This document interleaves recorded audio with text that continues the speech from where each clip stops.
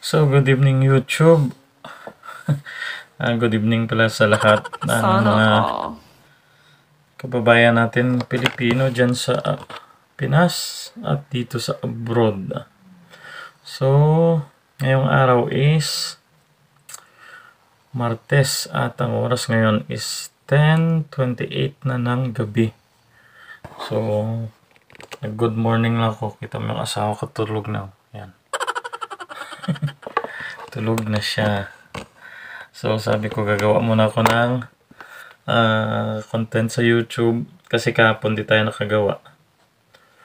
So, tsaka sabi ko upload ko lang tsaka matulog.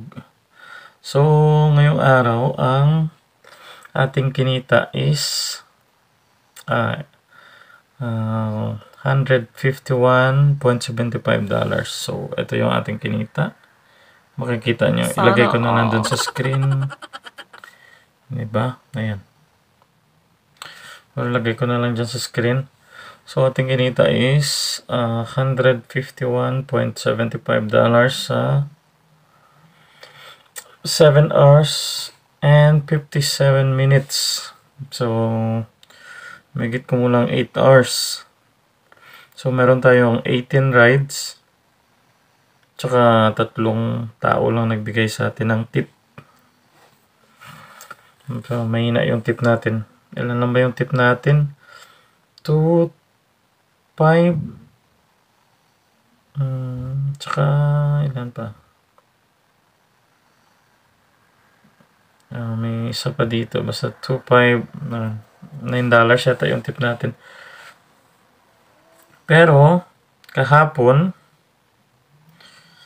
4 pala. So, 2, 5, mga $11 yung tip natin. So, kahapon, yung tip, yung kinita natin, February 5. Yan, February 6 kasi sa amin dito. So, kahapon, yung kinita natin is tumataginting na $266.87. So, nag-online tayo ng 11 hours. Mayroon tayong 26 rides. So, malapit 12 hours tayo online. So, meron tayong 26 rides at naka 13 tips tayo. So, marami-rami kahapon yung ating tip. May isa pa nga dito nagbigay ng 11 tip plus 3 uli. So, sa nakaraang video ko, may nagbigay din ng $40 na tip. So, ito yung ating kinita sa kahapon at saka ngayon. So, 151 plus 266. Magkano ba? Sige, 151 plus 266. So, sa dalawang araw, meron tayong 417 o 418 na kinita sa paglilift. Ang tanong maganda ba yung paglilift o pag-Uber dito sa Amerika? So,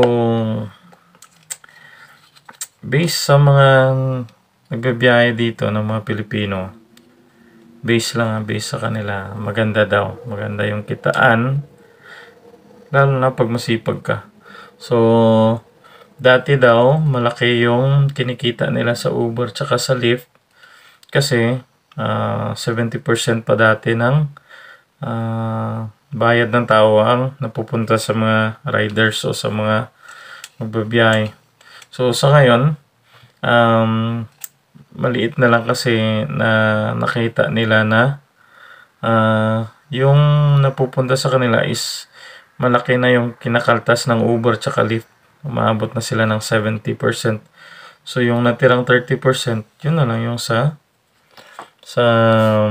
nagda-drive sa mga tao. So, ngayon, pagkakaalam ko is mayroon tong nakabinbin na kaso dito sa Amerika tungkol sa mga ginagawa ng Uber at Lyft. So, hindi ko lang alam kung anong progress nun. Pero narinig ko sakit yung ilong ko. Sa isang Pilipino na kasamaan ko na nag-Uber sabi niya daw, babayaran tayo ng Uber, sabi niya. Sabi ko, di, kayo lang kasi baguhan pa lang ako eh. 1 month pa lang ako nagli-lift dito, sabi ko. Tsaka wala akong Uber, lift lang. So, paano nga ba tayo napunta sa pagli-lift? So, kung nakita nyo yung aking mga video, dati, doon ako nagtatrabaho sa restaurant. So, sa Teriyaki Boy, may higit 1 taon ako dyan nagtrabaho kasi nag-start ako December. Tapos, nag-quit ako ngayong January lang, January 15. So, dahil mababa yung sahod, $11 lang. Tapos, wala kang benepisyo. Walang bibigay sa'yo. Wala kang insurance. Walang medical. Yun yung problema. So, kakapagod na rin. So, masakit na yung mga kamay ko. Namamanid na pag gabi. So, tsaka wala kang time kasi anong oras ka na uwi. So, nag-decide na lang kami ng asawa ko, sabi ko. Alis na lang ako kasi plano ko naman talaga ngayong taon na mag-Uber o di kaya mag-Lyft. So, ngayon, Lyft pa lang yung sa akin. Wala akong Uber kasi nga mahirap mag-apply sa Uber. Daming dami sigurong nagde-drive na sa Uber, tsaka yung application nila ang tagal. So ngayon naka-apply na ako mga 1 month na, hanggang ngayon wala pa rin. So sa Uber kailangan 1 year na license ka dito nagde-drive. Sa Lyft naman kahit hindi ka 1 year pwede kang makapasok. So kaya siguro hindi ako makapasok sa Uber kasi nga July lang ako nag-start na may license. So,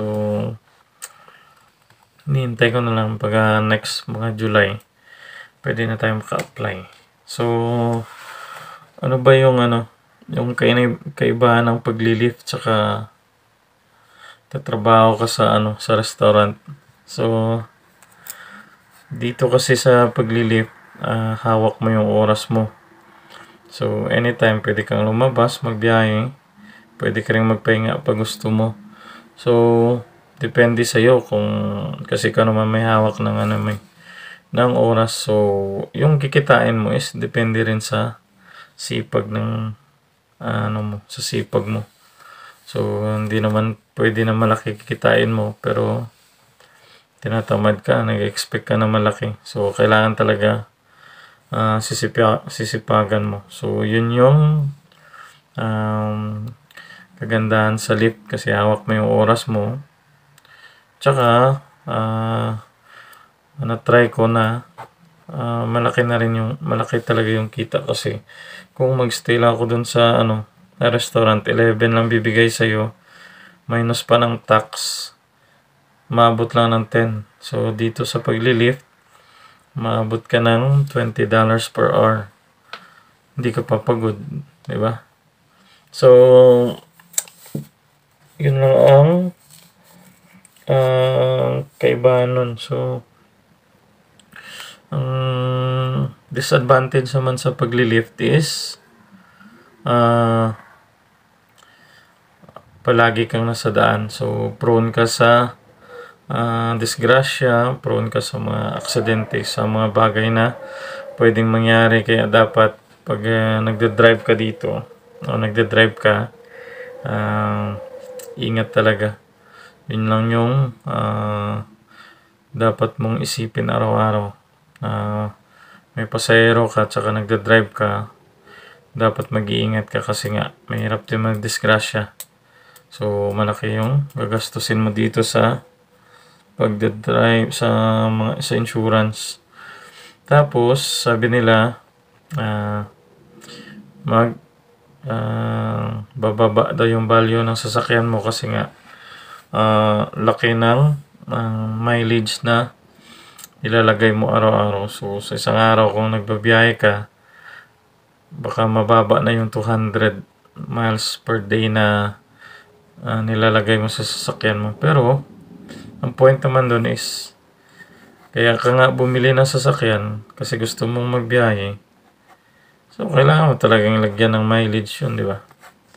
So, yun yung purpose kaya bumili ka kasi gusto mong magbiyahe.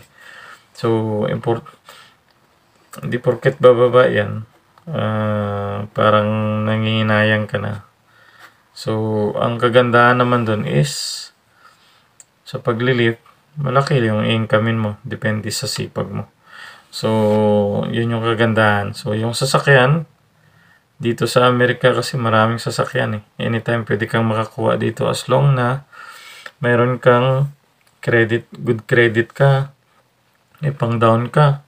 So, daling makakuha ng sasakyan dito. So, huwag kang maghihinayang na lagyan mo ng mileage yung sasakyan mo kasi anytime naman pwede mo siyang palitan as long may pang down ka. So, yung pang down mo, kukunin mo rin sa paglilift mo pag-Uber, di ba? So, mas maganda na yung sasakyan yung bumaba yung value kaysa naman yung katawan mo na pagod sa trabaho, di ba? So, yun yung kagandahan sa paglilift dito. So, hayaan mo na yung sasakyan na yan kasi sasakyan papalitan yan eh. Yung katawan hindi, yung pagod hindi. So, kakapagod ba maglift? Yung problema mo lang sa paglilift is hindi siya kakapagod. Problema mo is kung saan ka maghahanap ng CR. Kasi nga, pag nasa city ka na, mahirap maghanap ng CR doon kahit gasolinahan doon wala. So, ang ginagawa ko is araw-araw galing dito sa school, pagdating ko kay misis, papunta ng school. Minsan nag-start na ako mag-lift. Ginagawa ko, pupunta na ako ng airport, tsaka doon ako tatambay. So, yung biyahe ko is airport to city sa Las Vegas. Tapos Las Vegas to airport, ganun lang. So, kung kailangan mo mag-CR, may CR doon sa airport. So, yung city pa airport, malapit lang. So, dati, nung first time ako mag-lift, lahat ng customer kinukuha ko kahit malalayo eh. Hanggang sa makapunta na ako sa mga North Las Vegas, sa mga taas na, malapit na dun sa Charleston. Minsan, pagbalik mo, wala kang customer kasi nga napakalayo. So, one time, nung nagpila ako dyan sa airport, nakilala ko yung mga ibang Pilipino dyan na nag-Uber tsaka nagli-lift. So, hanggang sa nagsuggest sila na pag sobrang layo na, wag mo nang kunin kasi mahirapan ka pagbalik mo, wala kang customer. Layo pa ng i-drive mo pabalik. So, sabi niya, gusto mong kumita talaga, city ka lang. Airport, city, tapos city, airport, ganun lang. O, doon ka sa loob ng city. Kasi nga, kahit mura yung bayaran, pinaka-mura kasi doon, $4-5, pero malapit lang. Nasa kabilang kanto lang kasi yung mga tao galing sa isang hotel, hindi na yan maglalakad papunta sa hotel eh. So, gagawin nila, mag-request sila ng Lyft or Uber papunta sa ibang hotel. So, yun yung kagandahan sa Las Vegas dyan. At ang kagandahan dyan is daming taong pumupunta. So, maganda pa yung kitaan. So, ngayon, dahil naka 1 month na ako, siyempre masasabi ko na okay yung kitaan sa paglilift. So, sa akin nga, lift pa lang eh. Paano pa kaya pag dalawa na yung app mo? Pwede kang sabay mo Uber tsaka Lyft. Kung saan may customer, yun kukunin mo. Pag dalawa na yung app mo, ibig sabihin, malaki na yung kikitain mo kasi sa Lyft nga lang, sa Lyft pa nga lang, minsan di ka na makapagpahinga eh. Kasi pag before ka dumating, may customer ka na agad. Before mo i-drop, may customer ka na agad. So, yun yung kagandahan sa pagbibiyahe. So, minsan nga lang, syempre, kailangan mo rin magpahinga. So, kung gusto mo naman kunin lahat, lakang pahinga, ay okay na rin. Kaso nga lang, kakapagod din magbiyahe kung tsaka ano, kailangan mo rin kumain tsaka mag-CR. So, yun yung kagandahan sa paglilift, no? Unlimited yung income as long na magbibiyahe ka. So, ang iba nga dyan yung mga Pilipino sabi niya sa akin, dati ako yung sasakyan ko kotse lang. Katulad sa'yo, sabi niya, pinakamababa niya daw 250 isang araw. O minsan kung makita siya, 250, 300, 400, ganun, sabi niya. Ngayon, nag-convert na sila sa sa XL na sasakyan. Kasi sa XL, malaki yung bayad. So, minsan, hanggang hapon lang siya, maka 250 siya agad, sabi niya. Kaya umuwi na siya. So, dati kasi, yung maliit yung sasakyan niya, hanggang gabi siya nagbabiyahe. So, paiba-iba din yung kotse kasi yung pinakamura. Yung sa kanila is XL na. Isang biyahe nila, umabot yung bayan ng $30 or $50. So, sa akin, pinakamataas ko siguro nakuha is 18.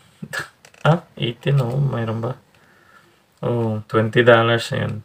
Pero sa kanila, ang laki. Tapos yung sa akin, $20 na, malayo na yun. Maabot na yun ng mga 25 miles. So, yun yung kinaiba. Sa kanila kasi, 7-seater sila. So, XL. So, daming pwedeng ikarga, tsaka pang sila. Pang tawag dun. Medyo pang luxurious na yung style. Kaya mahal yung bayad. So, kaka 1 month ko pa lang dito sa sa lift. At least nakita natin yung kinaibahan ng income sa lift at saka sa nagtatrabaho tayo sa restaurant na binibigyan tayo ng $11. So, from time to time, mag-upload tayo ng mga video regarding sa paglilift natin dito sa Las Vegas kasi nakita ko yung iba nag-upload ng mga Pinoy Tracker.